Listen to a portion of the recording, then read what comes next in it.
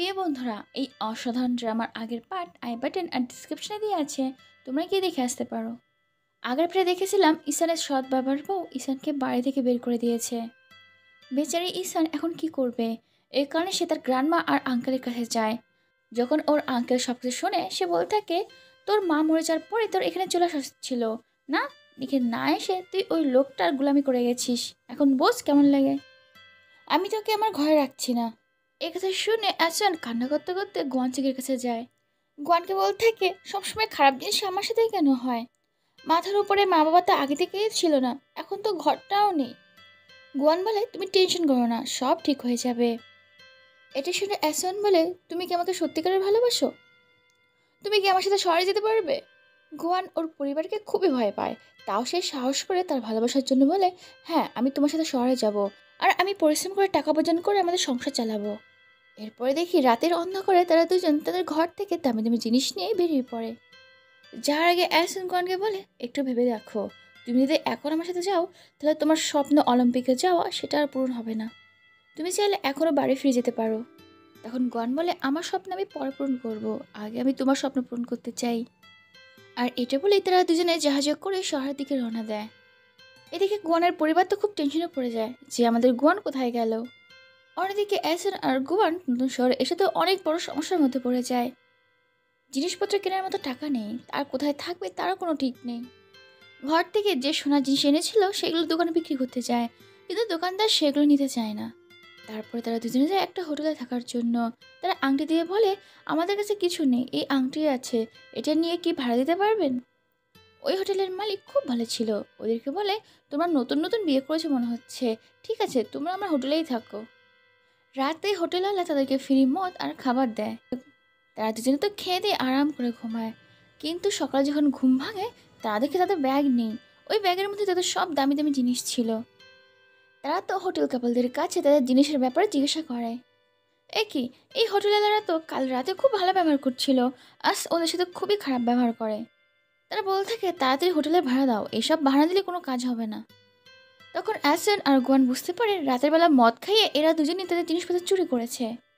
তারা দুজন যখন তাদের ব্যাগ চায় তখন হোটেলওয়ালা বলে, তোমাদের দেখে মনে হচ্ছে তোমরা বাড়ি থেকে পালিয়ে এসেছো, আমি কি এখনই পুলিশকে খবর দেবো না এখান থেকে যাবে? এই কথা শুনে তো তারা দুজনেই ভয় পেয়ে যায় যে পুলিশকে খবর দিলে তো ওরাই ফেসে যাবে। এই কারণে তারা দুজনেই চুপচাপ তখন হোটেল থেকে বেরিয়ে আসে। বাইরে গিয়ে তো গোয়ান মাথায় হাত দিয়ে বসে পড়ে। তখন অ্যাসন বলে, দাঁড়াও না, ওরা যেমন আমাদের জিনিসপত্র নিয়েছে আমরা ওদের জিনিসপত্র নিয়ে নেব। ওরা জানে না কার সাথে পাঙ্গা নিয়েছে। রাতের বেলা যখন হোটেল কাপল ঘুমিয়ে যায় তখন তারা লুকিয়ে লুকিয়ে তাদের ঘরে ঢুকে। অনেকক্ষণ খোঁজার পরও তারা তাদের জিনিস পায় না। তখন তারা হোটেলের ক্যাশ বাক্স তুলে নেয়। তারা যখন চুপি চুপি বেরিয়ে আসছিল তখন আসওয়ান দেখে হোটেলওয়ালা মেয়ের চুলে তার ক্লিপ, যেটা কিনা তাকে গোয়ান দিয়েছিল। ওই ছোট্ট মেয়েটার ঘুম ভেঙে যায় আর সে চিৎকার শুরু করে, যার ফলে ওর মা বাবার ঘুম ভেঙে যায়। আর হোটেলওয়ালা তো ওদেরকে ধাওয়া করে।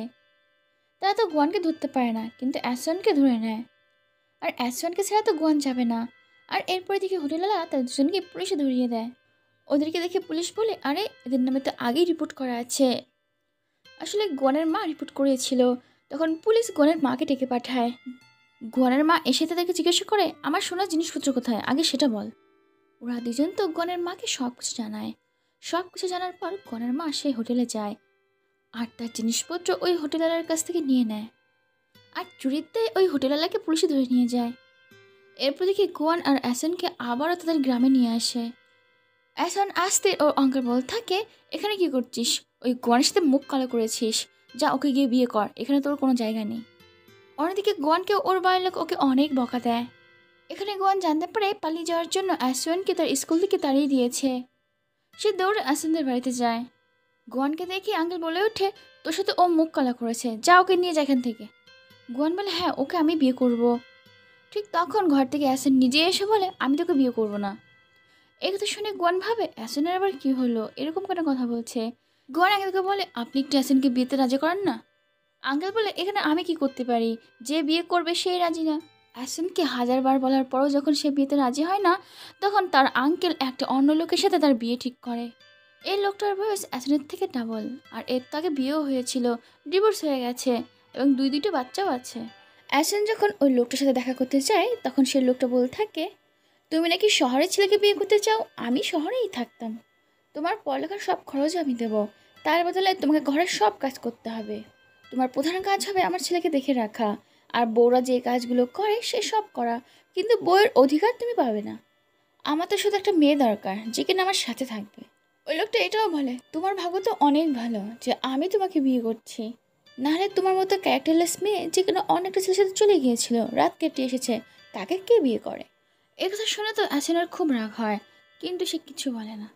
অন্যদিকে গোয়ান যখন অ্যাসনের বিয়ের কথা শুনে সে তো তাড়াতাড়ি অ্যাসনের আঙ্কেল বাড়িতে আসে। গোয়ান তো প্রথমে ওর আঙ্কেলকে অনেক কথা শোনায়, আর এরপরে নিজেই বাচ্চাদের মতো কান্না শুরু করে। গোয়ান তখনই অ্যাসনের কাছে যায়, আর ওই লোকটার সামনে অ্যাসনের হাত ধরে তারা যেখানে প্রথম কিস করেছিল সেই জায়গায় নিয়ে আসে। গোয়ান তাড়াতাড়ি অ্যাসনকে আংটি পরায় আর বলে, আজ থেকে আমরা স্বামী স্ত্রী। তোমাকে তো জোর করে বিয়ে দিচ্ছে, চলো আজই শহরে চলো, আমি কারখানায় কাজ করব, তোমার সব স্বপ্ন পূরণ করব। অ্যাসন তার হাত থেকে আংটিটা খুলে ছুঁড়ে ফেলে বলে, আমি তোমাকে কতবার বলবো আমি তোমাকে বিয়ে করতে চাই না। তুমি কারখানায় কাজ করে আমার পেট ভরতে পারবে, কিন্তু আমার স্বপ্নের কী হবে, শহরে থাকার কী হবে, আমি যে রানীর মতো বাঁচতে চেয়েছি তার কী হবে? এখন যা টাকার কষ্ট সহ্য করছি, পরে গিয়ে আমি তা সহ্য করতে পারবো না। তোমার জন্য এই স্বপ্নগুলো আমার অপূর্ণই থেকে যাবে, তাই আমার জীবন থেকে তুমি চলে যাও, তোমার জন্য এই স্বপ্নগুলো পূরণ হচ্ছে না। এই কথা শুনে বেচারা গোয়ানের চোখে জল চলে আসে। সে ভেজা চোখে অ্যাসনকে বলে, এতক্ষণ তুমি যা বলে সব সত্য বলছো, আমার জন্য তোমার স্বপ্ন পূরণ হচ্ছে না? অ্যাসন বলে, আমি তোমার কোনো প্রশ্নের উত্তর দিতে চাই না। আর এইটা শুনে তো গোয়ান কান্না করতে করতে সেখান থেকে চলে যায়। সেখান থেকে গোয়ান চলে যাওয়ার পরে অ্যাসন পাগলের মতো ওই আংটিটা খোঁজে, কিন্তু সে পায় না। এখানে আমরা বুঝতে পারি অ্যাসনও গোয়ানকে খুব ভালোবাসে। ও যা যা বলেছে তার পিছনে অবশ্যই কোনো কারণ আছে। কী কারণে অ্যাসন গোয়ানকে না করলো, তাদের ভালোবাসা কি পূর্ণতা পাবে সেটা আমরা পরে পেটে দেখবো। আর পরের পার্টটা খুব তাড়াতাড়ি আসছে।